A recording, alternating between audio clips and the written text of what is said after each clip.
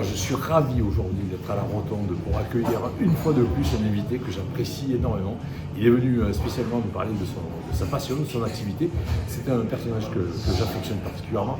Il ne va pas tarder à arriver. Je pense que c'est une personne que je voulais reprendre. Ah ben il est là. Écoutez, j'étais en train de me demander où il était.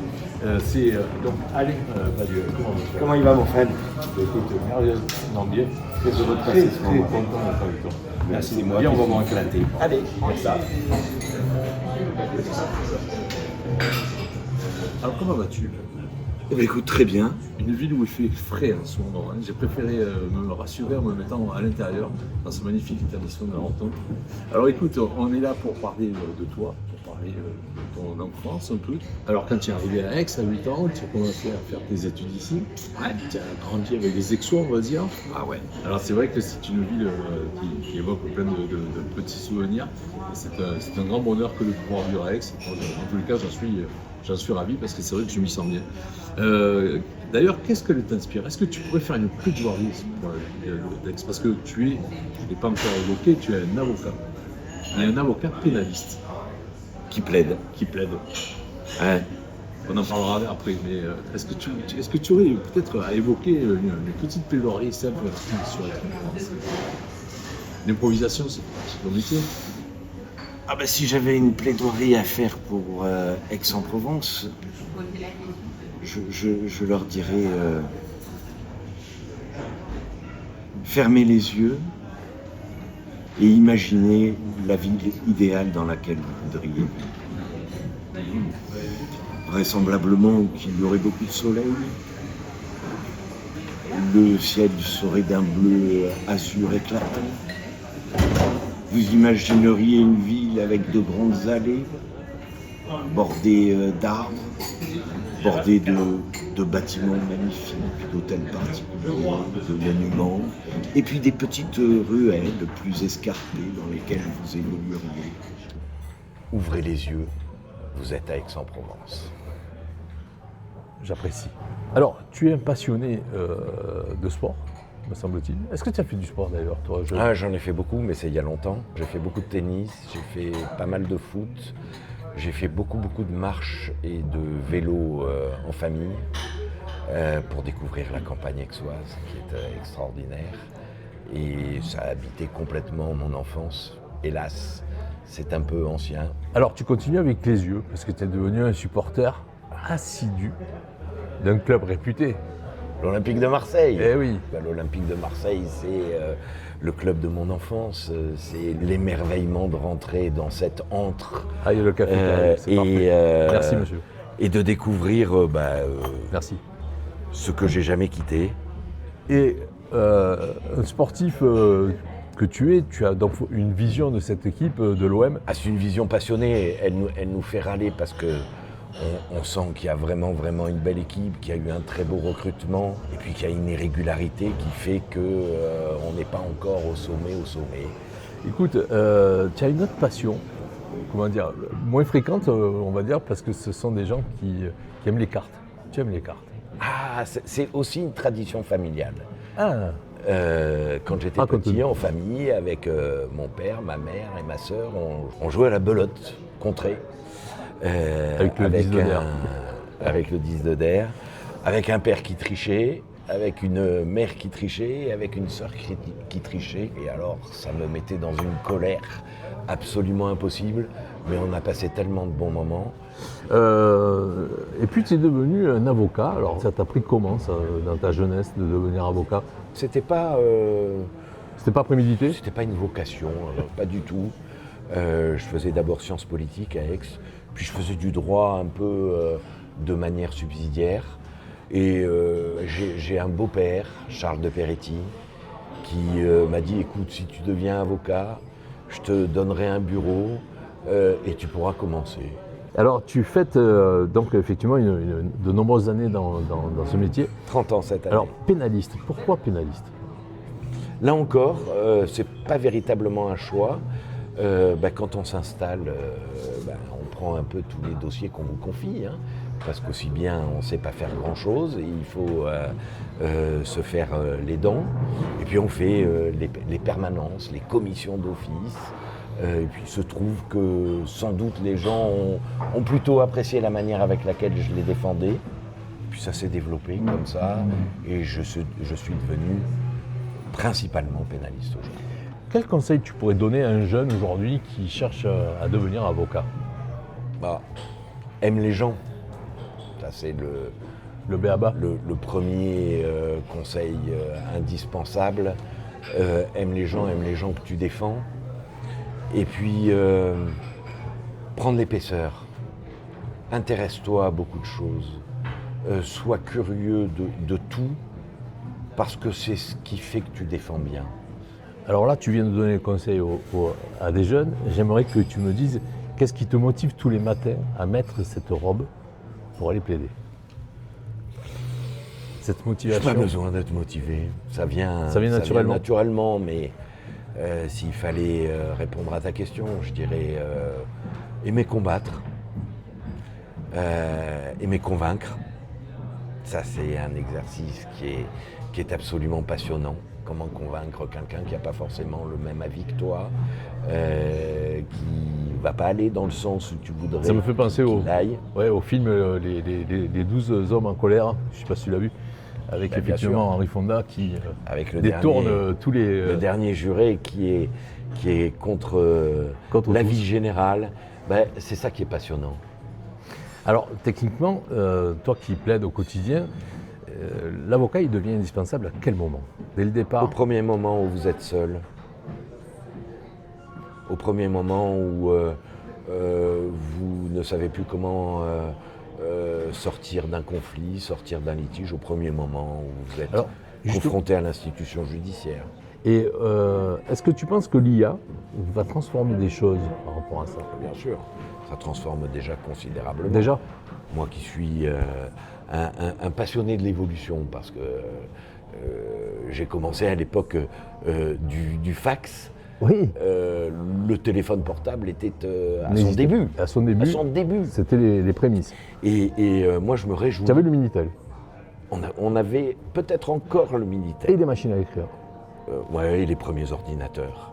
Mais oui, l'intelligence artificielle, elle est en train de changer les choses considérablement. Nous, au cabinet, à l'heure actuelle, c'est un sujet qu'on a investi, mais à fond, et qui remplace pas l'avocat, qui remplace pas beaucoup de professions, mais qui vient considérablement nous aider et améliorer la qualité de notre travail.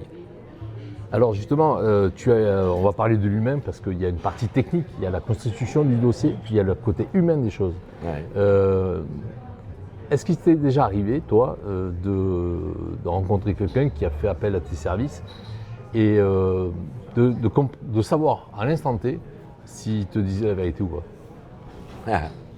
Alors là, tu touches à un sujet qui est cardinal dans la profession d'avocat, surtout pour le pénaliste, sur lequel on a pas mal de visions qui sont différentes.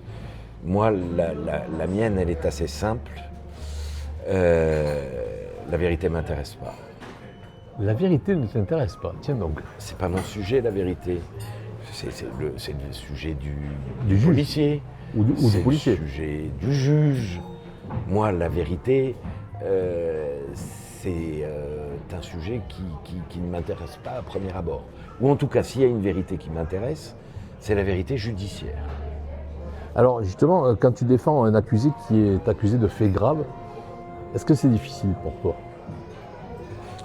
C'est toujours difficile, oui. Peu importe le sujet, c'est toujours difficile.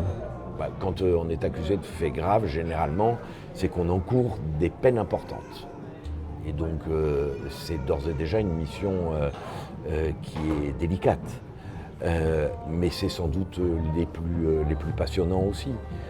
Parce que c'est là où notre intervention peut apporter quelque chose de radical. Alors, on a parlé de ça. Est-ce qu'il y a des personnes que tu as refusé de défendre? Jamais. Jamais. Ça t'est jamais arrivé de refuser un dossier? Non, parce que le premier précepte qui doit être celui de l'avocat, c'est de ne pas juger son client. Si je le juge, je ne peux plus le défendre. Et donc, en jugeant ce qu'il a fait ou ce qu'il est, je ne suis plus un avocat. Comment fais-tu pour évacuer tout ce stress? Parce que c'est quand même stressant. On est confronté à une violence urbaine magistrale et de plus en plus compliquée. Comment fais-tu pour évacuer tout ça? Les boules? Les cartes?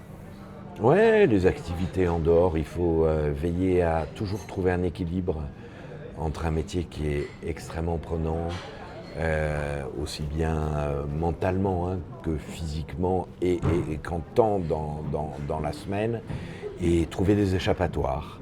Est-ce que parmi tous les dossiers que tu as plaidés, est-ce qu'il y en a eu en particulier qui a retenu ton attention? Il y en a plein, évidemment, qui marquent parce qu'on est confronté à des situations exceptionnelles et à des dossiers qui vous poursuivent.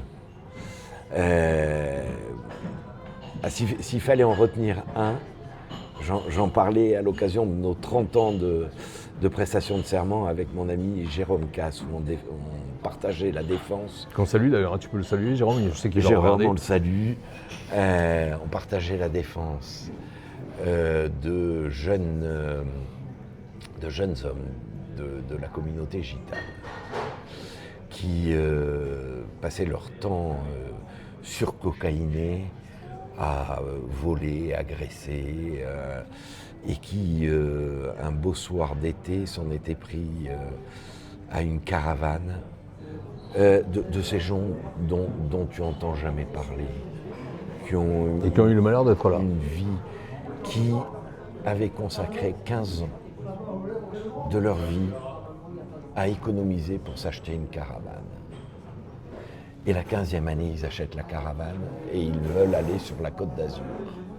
Et ils descendent et ils s'arrêtent à Châteauneuf-le-Rouge, où ils sont agressés par ces 3 gitans qui rentrent par la fenêtre de la caravane, qui commencent par voler tout, qui continuent par violer madame sous les yeux du mari. On va rester positif. On va rester positif. Non mais c'était terrible. Je vais t'expliquer pourquoi. Et c'est ce qui fait un peu l'intérêt de notre métier. On est là à défendre ces jeunes pas très bien structurés. Et arrive la fille qui est sourde et muette. Et qui s'exprime avec la difficulté des sourdes muettes. Oui. Et qui raconte comment elle a recueilli son père et sa mère. Au retour, avec un père qui a sombré dans l'alcoolisme, une mère qui ne s'en est jamais remise. Et tu as là la misère infinie, le malheur infini de ces gens. Il y a des fois où tu te sens pas bien, mais il faut mener la mission de défendre. Alors écoute, je ne regrette absolument pas cette question parce qu'elle était quand même importante. Mais c'est vrai qu'on prend la mesure de ce métier, donc c'est émouvant ce que tu viens d'expliquer, et c'est à la fois complexe parce que des fois on préfère ne pas l'entendre. Il y a des fois où on se fait tout petit, on aurait envie d'être ailleurs, mais c'est la grandeur, c'est de devoir résister à ça. Alors, si tu devais choisir aujourd'hui un métier, est-ce que tu reprendrais le même? Est-ce que tu te serais vu dans autre chose? Non. Même si c'est par hasard, ça m'a comblé, ça me comble, et j'espère que ça me comblera encore quelques années, mais je ne vois pas aujourd'hui ce que j'aurais pu faire d'autre. C'est quoi le plus beau de ce métier? En 3 mots, si tu devais le définir. Le plus passionnant, c'est certainement de se lever contre tous. Au moment où tout est paumé, où vous vous faites stipendier, vilipender par tout le monde, par une salle, par une opinion publique, et de dire il y a d'autres choses à dire. Et on peut voir les choses différemment. Ça enchaîne tout à fait naturellement mon autre question. Crois-tu que les fondements de la liberté sont respectés aujourd'hui? Et de l'égalité, de la fraternité, bien évidemment. Hein. Liberté, égalité, fraternité. Bon, je suis très inquiet pour les 3. La fraternité, elle est quand même bien battue en brèche par l'individualisme de nos sociétés. L'égalité, on perçoit d'année en année que les gouffres se creusent entre les plus riches et les moins riches. Et puis le sujet qui me passionne le plus, c'est celui de la liberté, dont je dis depuis 30 ans qu'elle est maltraitée. À chaque fois qu'il y a un arbitrage entre liberté et sécurité, c'est toujours la sécurité qui l'emporte sur la liberté. Et on est aujourd'hui dans une société où il faut s'inquiéter, où on est aujourd'hui, au moment où nous sommes espionnés par nos téléphones portables qui en savent davantage que ta propre femme peut être sur toi-même, et puis peut-être même sommes-nous filmés à l'instant où on parle. Ah, mais certainement. Est-ce que tu veux un café encore? Mais très volontiers. Ah, on va recommander. Mais j'ai pas un café. fini le mien. Ah ben alors écoute, on va prendre le temps. Attendre un petit peu. On est plutôt pas mal ici à la Rotonde. On est bien, j'aime bien la Rotonde. C'est un bel établissement. Et puis il y a encore un comptoir. Et il y a encore un comptoir. Alors ça, ce qui est rare. C'est un sujet qui me passionne, c'est le sujet du comptoir. Oui, toi tu es très comptoir. J'ai une passion du comptoir. Parce que le comptoir, c'est une sociabilité que tu as nulle part ailleurs.